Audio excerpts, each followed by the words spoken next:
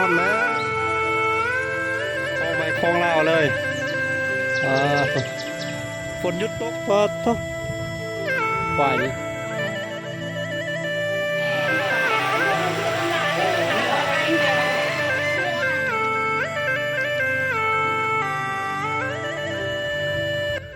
กราบทักทายสบายดีสวัสดีทุกคนวิดีโอนี้บารัดอยู่ที่หมู่บ้านนาโบเมืองเซโปนแขวงสวรรณเขตเนาะเป็นหมู่บ้านของพี่น้องชนเผ่าผู้ไทยแล้วก็ชนเผ่าบลูอยู่บนกันเลยก็ได้หลายชนเผ่าหลายชนชาติหลายภาษาเนาะอยู่นำกันจะพาทุกคนเลาะชมเบิ่งวิถีชีวิตเนาะตอนนี้แดดซึ่งนี่แดดซึ่งนั้นนี่มืดๆทุกคนเลยคือฝนสิตกนี่เนาะดิฟ้าอากาศแปรปรวนช่วงนี้นะทุกคนบึดหนึ่งแดดบึดหนึ่งฝนบึดหนึ่งพายุเข้าเนาะวันนี้ก็แดดบดแดดอยู่คือฝนสิตกแล้วก็แดดคือฝนสิตกแล้วก็แดดเอาอยู่นั่นเนาะ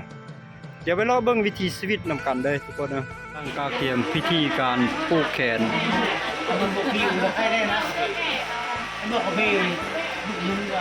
ก่อนจะผูกแขนแม่นเหยาก่อนนะอันนี้มีคนเจ็บคนไข้เนาะไปพวกหมอหลายเทื่อแล้วบดีบัดนี้มาใช้วิธีการเหยาแล้วก็ผูกแขนเลย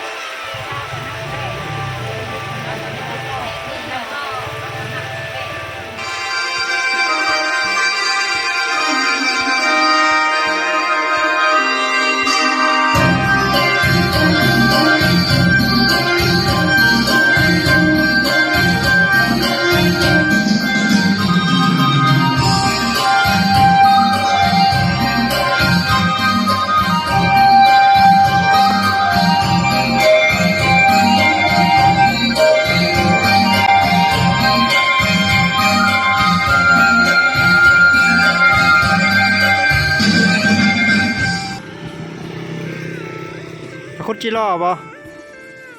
ไปหายังคุณจิโร่โอ้คลองไปคลองลาวเลยถูกฝนหยุดตกแหละพี่น้องเอ้ยฝนหยุดตกเพิ่นไปหาคุณจิโร่แล้ว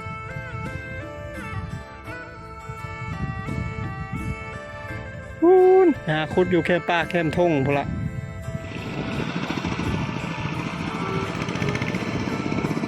เทียบอีแตนซิ่งก็เกียร์3ซิ่งไปชิ่งเลย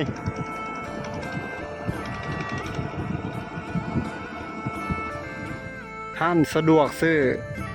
ตอนนี้บรัดอยู่ที่เส้นทางเข้าไปใส่บริษัทโรงงานซันเวเปอร์บนผลิตไม้ยูคาและให้เป็นกระดาษเป็นอย่าง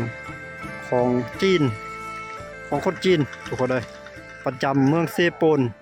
แขวงสวรรณเขตก็จะพาทุกคนล้อๆไปตามสายทางเลยเนาะนี่นะฝนหยุดตกละล้อเข้าไปใช้หมู่บ้านละออละหอเพื่อเข้าไปในเพื่อเราทุกคนเลยไปเบิ่งวิถีชีวิตหลายๆบ่อนหลายๆจุดอีกเนาะเดี๋ยวเดินทางไปพร้อมกันเลยทุกคนเลยปะทุกฝ่ายนี่ตกง่ายงามเลย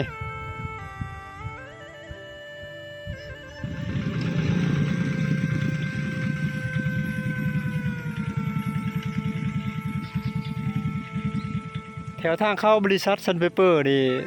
แถวนี้สิมีแต่ส่วนหลายหมู่บ้านของพี่น้องชนเผ่าบรูแต่ว่า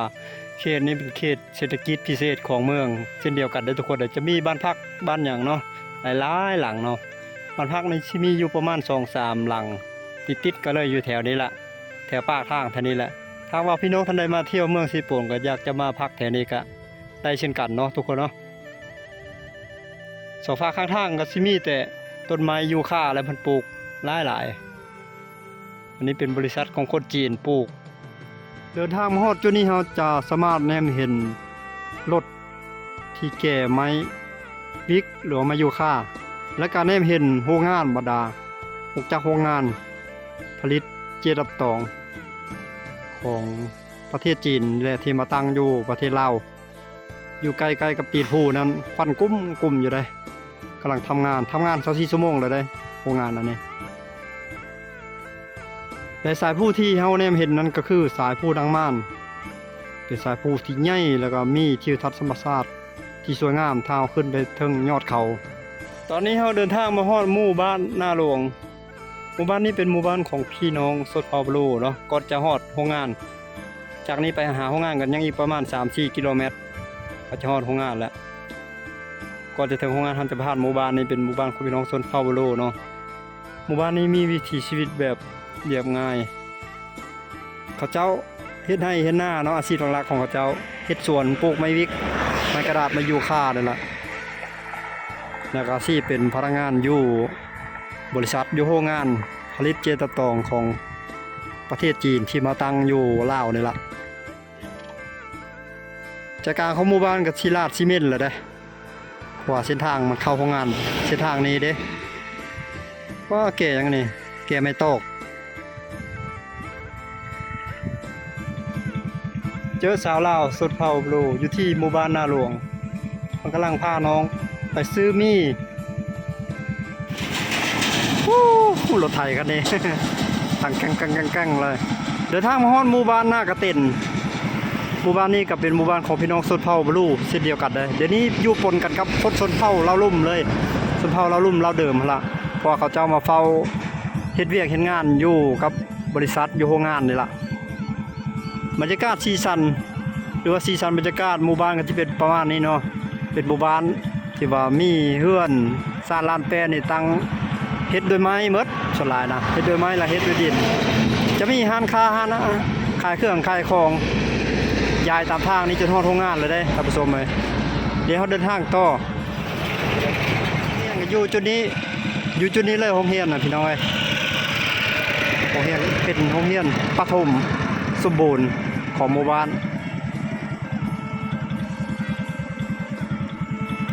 อันนี้รถของเวียดนามได้นี่มาส่งไม้บดไม้ซับส่งเข้าโรงงาน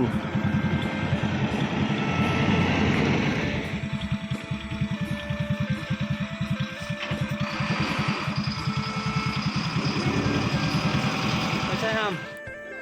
เพื่อนโอ้ได้อาวุธโบราณเลยเนาะอาวุธยิงกระป๋อมคล้องคอเลย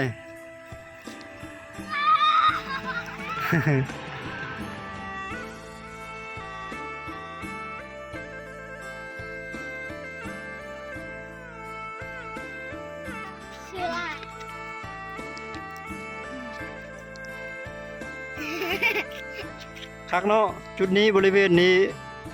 งานนี้ก็มีแต่ร้านค้าร้านขายได้ขายข้าวต้มขนมขายเครื่องขายของนี่บรรยากาศหมู่บ้านเนาะชาวบ้านเพิ่นกำลังเลื่อยตอกเลื่อยหยังในช่วงนี้พวกลูกก็มีจุดนี้คือร้านอาหารของเวียดนามของคนเวียดนามแล้วก็ร้านนั้น หานั้นบ่อนไกลรถจอดนั้นเป็นร้านอาหารของคนลาว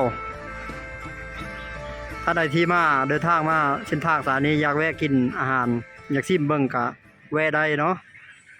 จุดนี้ถือว่ามีร้านให้เช่าแต่ร้านเขาให้เช่าได้อาหารหลังนี้นะทุกคนเลยอยากจะเช่าเฮ็ดร้านอาหารอย่างต่างๆก็ได้ต้องมีระเบียงมาข้างหน้าหน่อยนึงเนาะ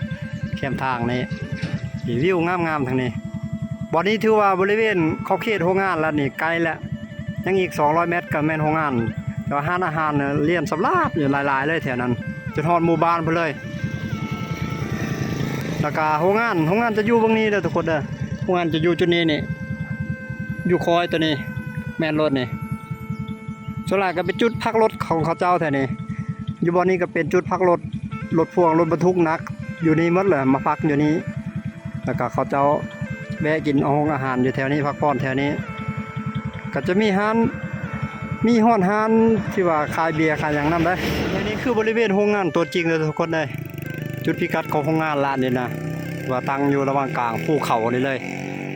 เราจะสังเกตเห็นว่ามีรถจอดเป็นแถวเลยโรงงานนี่กว้างใหญ่ไพศาลเนาะพื้นที่หลายร้อยตารางเมตรพุ่นละทุกคนเลยเป็นแสนตารางเมตรพุ่นละนี่คือโรงงานจะสังเกตเห็นว่ากองไม้บดไม้สับเต็มอยู่ทางในพุ่นละแต่ถ้าฮอดหมู่บ้านมันจีหมู่บ้านนี้ถือว่าเป็นหมู่บ้านของพี่น้องชนเผ่าบรูแต่ว่าเดี๋ยวนี้เป็นหมู่บ้านติดแทบกับโรงงานซันเปเปอร์เนาะก็เลยมีคน3ชนเผ่าใหญ่แล้วมาอยู่ชนเผ่าเราสูงเราเทิงเราลุ่มเนาะแล้วก็หลาย60ปลายกว่าชนเผ่าย่อยมาอยู่เพื่อจะ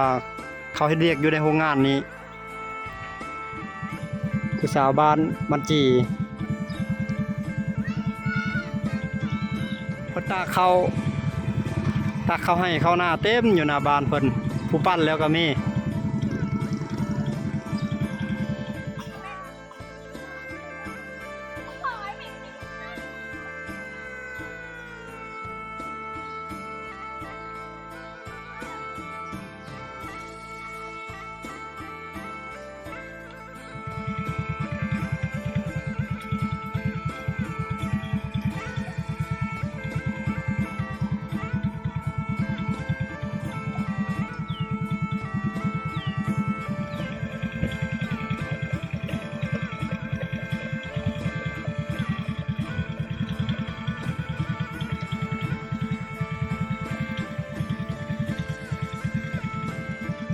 เดินทางฮอนหมู่บ้านแก้งกี่ทุกคนเลยกำลังจะเข้าสู่หัวบ้านของเขาเจ้าแล้ว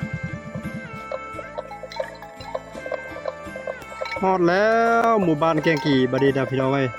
หมู่บ้านแก้งกี่คือหมู่บ้านของพี่น้องชนเผ่าผู้ไทยอาศัยอยู่เรียบตามแคบแม่น้ำสายเซบังเฮียงตอนใต้ของเมืองเซโปนบรรยากาศกลางหมู่บ้านก็สิเป็นประมาณนี้เนาะเป็นหมู่บ้านที่ว่าบ่กว้างปานใดดอกประมาณ 4-50 หลังคาเฮือนนี่แหละประมาณนี้เดินทางฮอดใจกลางของหมู่บ้านก็สิเป็นประมาณนี้เนาะเฮือนซ่านบ้านเพิ่นนี่ก็จะเป็นเฮือนแป้นหลังบักแยบใหญ่เด้เฮือนไม้ทรงลาวดั้งเดิมทุกคนเด้กลางหมู่บ้านเงียบสงบดีเนาะร่มรื่นปิดตาหน้ามาอยู่เด้สำหรับคนที่มักความเป็นธรรมชาติมักความเป็นความสงบว่าซั่นซะ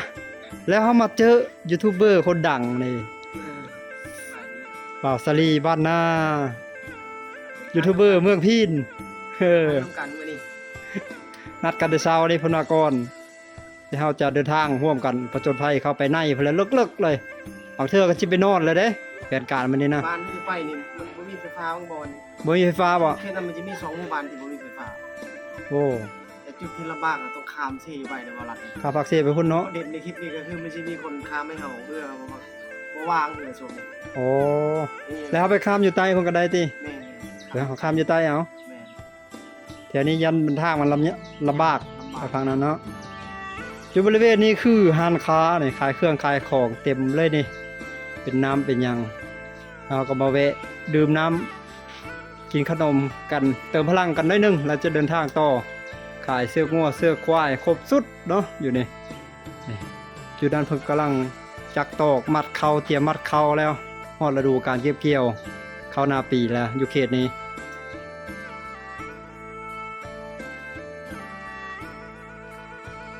และนี่คือสายน้ำเซบางเฮียงที่ไหลลงมาแต่เมืองสิปนมาพันหมู่บ้านแห่งนี้แหละแล้วก็จะไหลลงไปสู่แม่น้ำของแม่น้ำโขงและระยะเส้นทางในการไหลคือประมาณ 2-300 กิโลเมตรพุ่นละไกลเติบได้ทุกคนเลยบรรยากาศเนาะหมู่บ้านมีหมู่บ้านหลายหมู่บ้านได้อยู่ฝากน้ำฝากนั้นเนาะติดตามเส้นทางการเดินทางของบอลลัดได้ในคลิปถัดไปเนาะสำหรับคลิปนี้ขอกล่าวคำว่าสำบายดีสวัสดีเนาะทุกคนเนาะเดี๋ยวเราจะข้ามเรือไปฝากเมืองนั้นโอ้จะมีเรือข้ามหรือบ่มิดจิลีอยู่